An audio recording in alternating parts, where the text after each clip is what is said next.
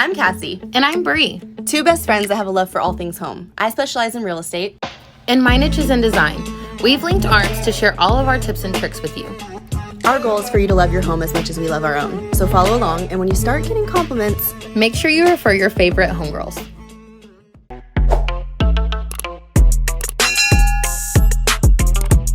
Hey guys! Welcome back to the channel. Don't forget to hit subscribe, like this video, and as always, don't forget to leave your comments below so that we can have ideas for future videos. Yes, please. Okay. That was weird.